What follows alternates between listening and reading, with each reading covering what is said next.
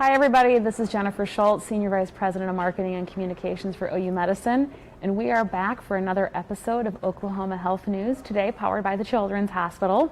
Very excited to have with me here today Dr. Suha Ramadan. Dr. Ramadan is a pediatrician and the Medical Director of Kids First Pediatric After Hours. Thank you for joining us today, Dr. Ramadan. Thank you.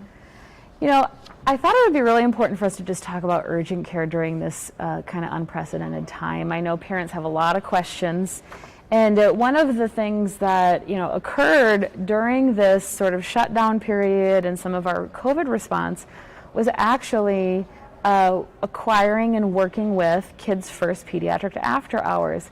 Tell us a little bit about how Children's Hospital and Kids First came together. So I think initially Kids First was established by several pediatricians in the community because they wanted to provide for their patients an after-hours, clinic or after-hours care where they knew that the care that was going to be given was pediatric, it was going to be standard of care, it was going to be quality, care. They were frustrated, I think, that some of the times that their patients were going to maybe non-pediatric after-hours care and were not getting, probably the best type of pediatric care that was available. And so they wanted to guarantee that they were going to have pediatricians that were board certified in these clinics, and that these, the care would be provided that was, standard, appropriate, and it was the care that's also recommended by the American Academy of Pediatrics. And then they were also able to communicate, those patients were, all the records were sent back to the pediatricians.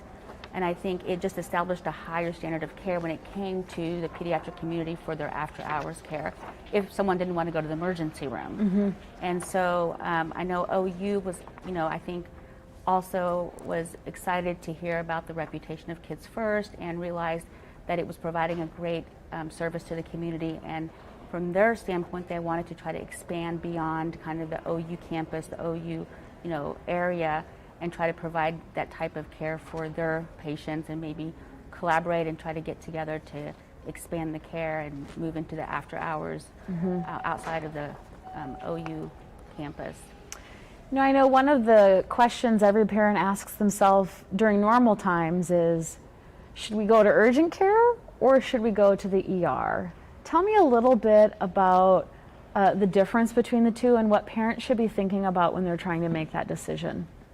So I think, in general, the emergency room is always the most appropriate setting if your child is any kind of distress, if they have anything life-threatening, if they are in respiratory distress, persistent vomiting, they need hydration, or some type of medical illness that we're concerned that needs acute care immediately and could deteriorate quickly. Our after-hours clinic or urgent care is maybe for something that is a little bit less, not severe, that maybe could have been seen in your pediatrician's office earlier in the day, ear checks or, last minute fall, or you bumped your head, but nothing significant, a little lacerations, possibly you injured possible fractures that were mild or concerned about, sore throats, mild fevers, things that you really could possibly wait for the next day but are not sure about. I always tell parents there's, for mothers or for, families, that it's just that agony of waiting for several hours and not knowing, but it's not so severe that your child isn't in a life-threatening situation, but you just need an answer or you need help. And it's going to be really hard to spend that evening or that the whole day till the next day to try to get that answered. So I think that we're available now to help people. It's a lot more stressful now when it comes to, because of COVID also, people are more nervous, people are a little bit more anxious. And children, parents want to provide care for their children. Sometimes they're working, they don't have that opportunity during the day.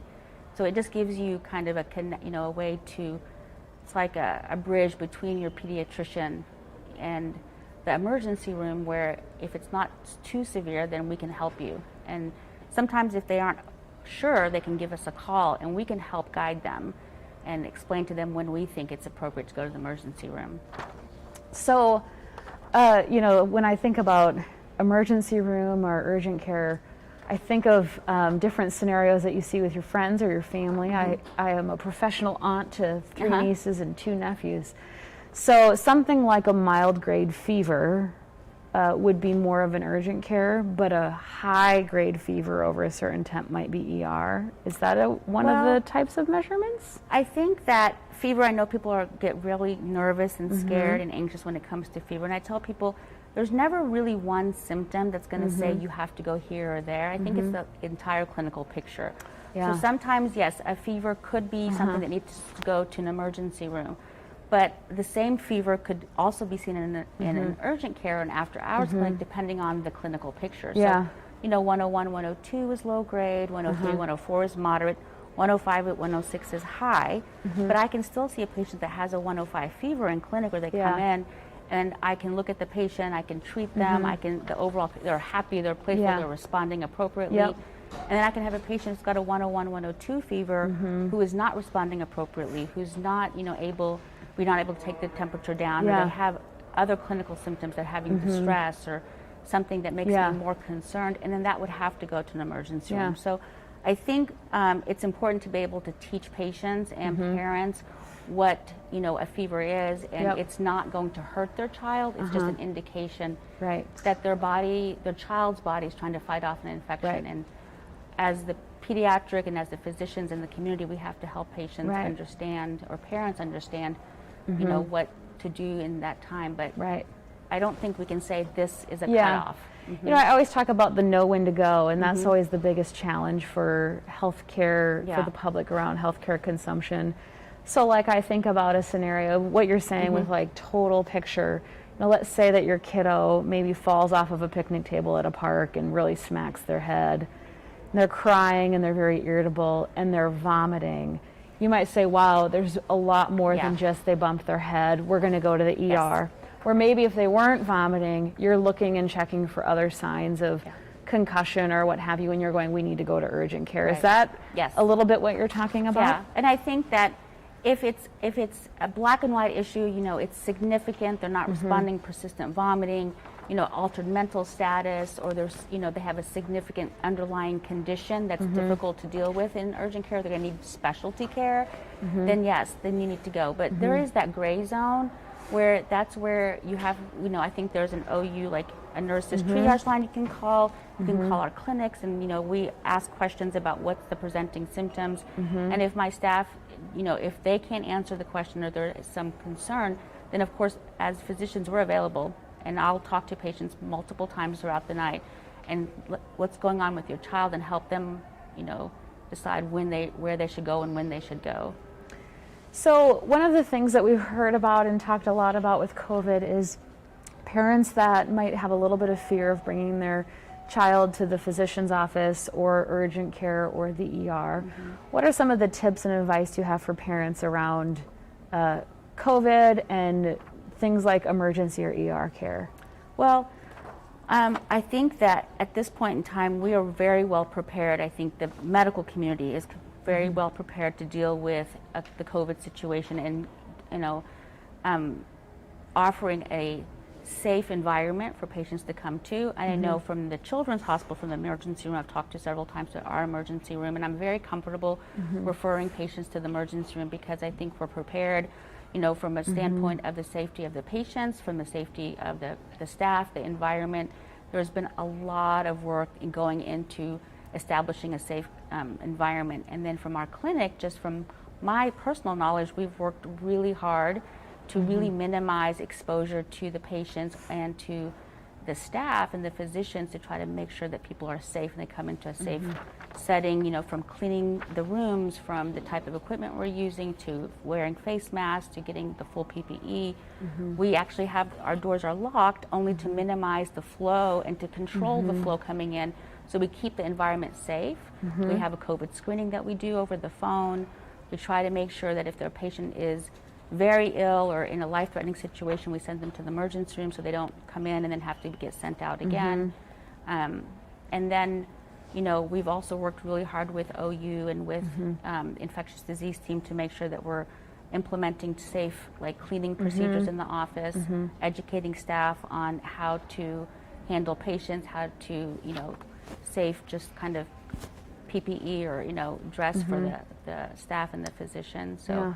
I think we've gotten to a point where we know how to keep people as safe as possible. It's difficult, it's scary, there's a lot of anxiety around it, and I think that's where, especially as a after-hours care, we're kind of that bridge. And I want to be able to provide patients a safe, and parents a safe place where they know that we're going to take care of them, and it's, you know, they are able to come in.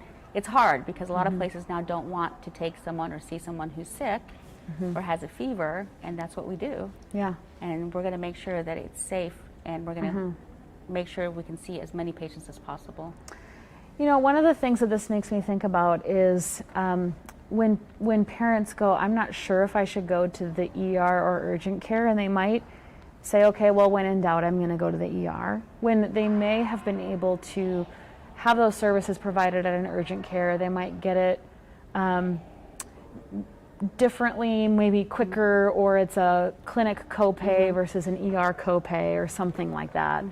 What are the services that are provided in an urgent care setting in general?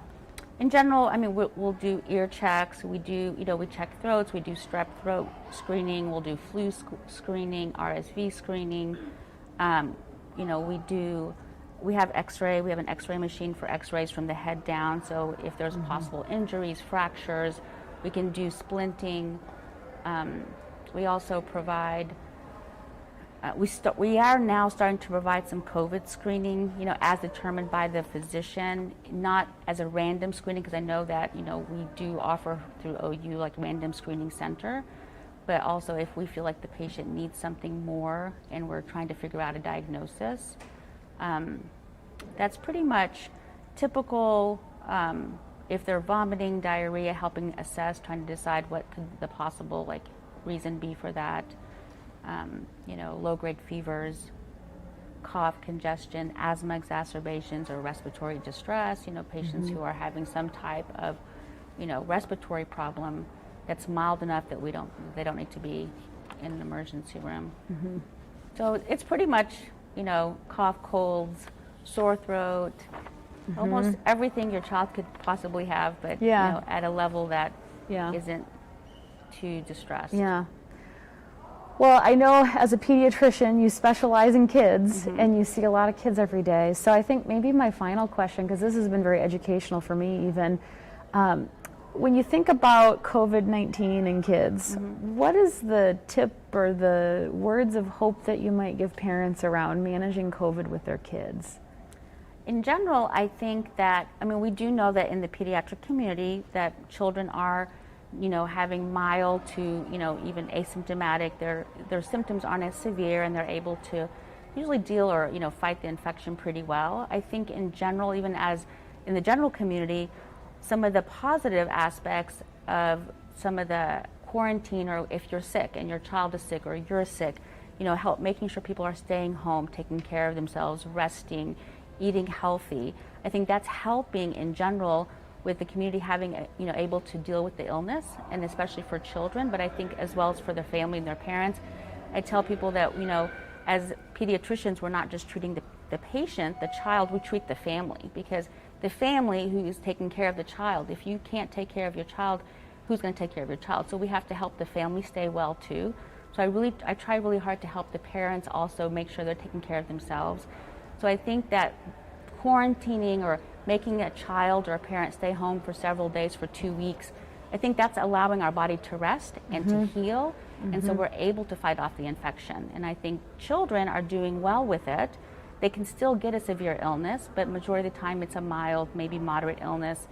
And so I think we can be more comfortable with the symptoms and not be so nervous, but I think also in general making sure that they are home, they're resting, they're being, you know, monitored, and then the family's also able to do the same thing.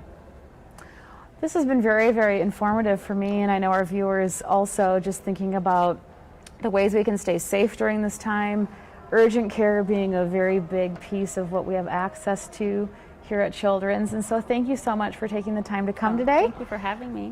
So we will be back here again for more Oklahoma health news next week. We always tailor these topics to things that you're interested in, so please continue to direct message us and comment in the comment section on Facebook. I do thank Dr. Ramadan for joining us, and we will be back again soon. Thanks.